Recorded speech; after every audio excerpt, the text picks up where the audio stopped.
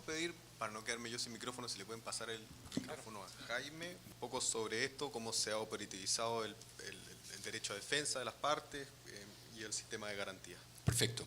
Sí quiero retomar un tema de Diego que me parece muy importante, porque es relevante, a pesar de que estábamos restringiéndonos cada uno al país que correspondía, y Diego está haciendo un poco una mirada más transversal, que de hecho hacen Marco Fandiño y Leonel González en el estudio, después cuando hacen un estudio, digamos, transversal de todos los países, y lo van a presentar después. Pero tomo el guante en un tema que me parece importante. Yo creo que CEJA cumplió un rol fundamental, dirigido por mis antecesores, en formar en destrezas para la litigación en juicio oral, que era lo atractivo y lo que en el fondo llamaba la atención del paso del sistema inquisitivo al sistema acusatorio adversarial.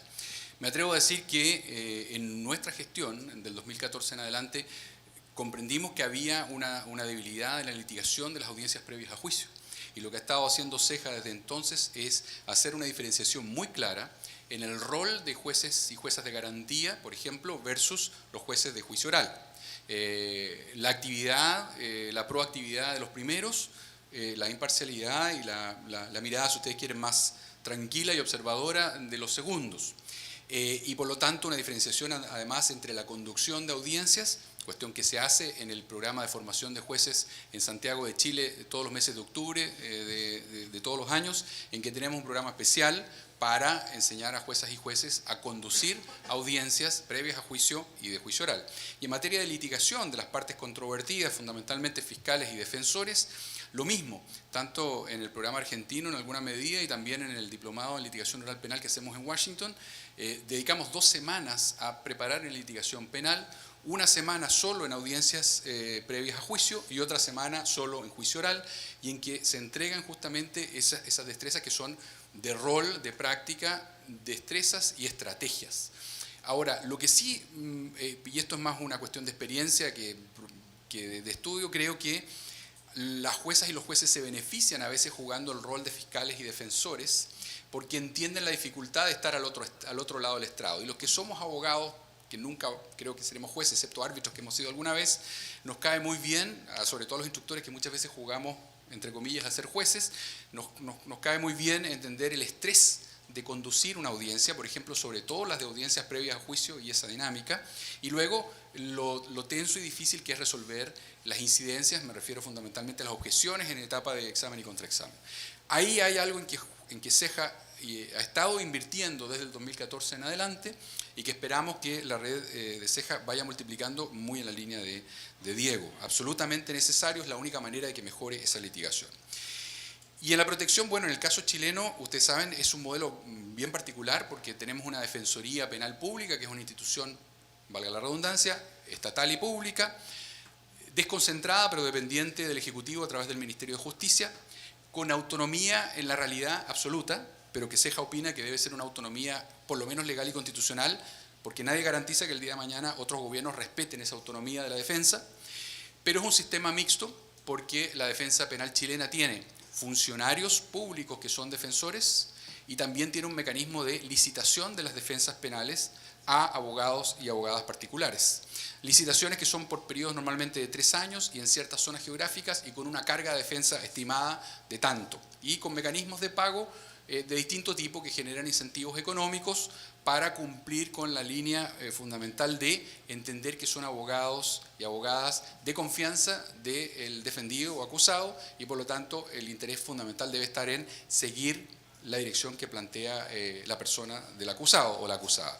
Así que es un mecanismo que tiene gratuidad para todos los que no cuentan recursos para pagarlo, pero que garantiza además el derecho de defensa de todo aquel que no tenga abogado.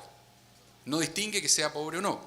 De manera que el mecanismo lo que hace es que si una persona tiene recursos, puede sin embargo pedir defensa penal pública, pero va a tener que pagar. Y va a tener un mecanismo en el fondo de copago que sube muy rápidamente a medida que aumentan las capacidades económicas de las personas.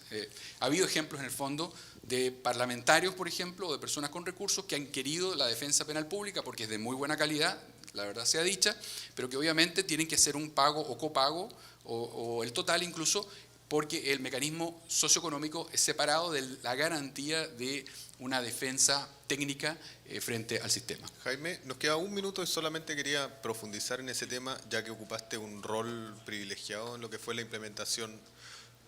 ¿Por qué ustedes pensaron en un sistema mixto, o sea, en un sistema de provisión pública y ayudado por licitaciones privadas? ¿Y cómo ha funcionado? Yo sé que no estaba preparada esta pregunta, pero algo general, en un minuto. No lo habíamos pensado. Esa es la primera respuesta. El diseño original era un sistema de justicia, un sistema de defensa público, una agencia estatal pública.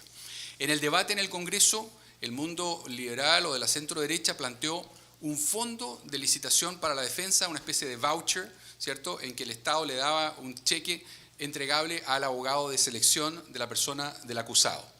Y en la transacción política se llegó a un punto intermedio, una agencia o un ente público que proveía la defensa con un fondo y un sistema de licitaciones. Al principio, las primeras audiencias las atendían los públicos porque los privados no alcanzaban a llegar con el mecanismo de llamado y aviso. Esto se ha ido sofisticando tanto que hoy en día, indistintamente, públicos o privados llegan a las primeras audiencias. No hay atención en la detención, en el cuartel policial. La atención se produce a la llegada al juzgado de garantía para el control de legalidad de la atención. ¿Cómo ha funcionado la licitación? Aprendiendo. Los primeros modelos económicos apuntaron a usar mucho las salidas alternativas, lo que tenía una lógica de política pública. Pero después los defensores nos dijeron, yo fui presidente, digamos, de la comisión de licitaciones, nos dijeron, pero hay un problema ahí, hay un incentivo perverso y no estamos necesariamente buscando la mejor solución para el acusado. Y por lo tanto se cambió ese incentivo económico de manera que se cumpliera el objetivo de que la defensa siempre estuviera alineada con el interés del acusado.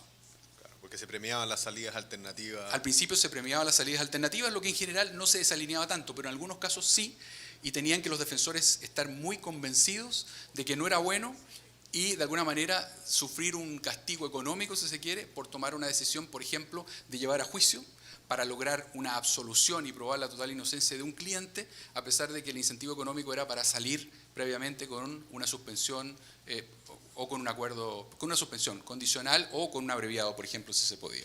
Muchas gracias, Jaime.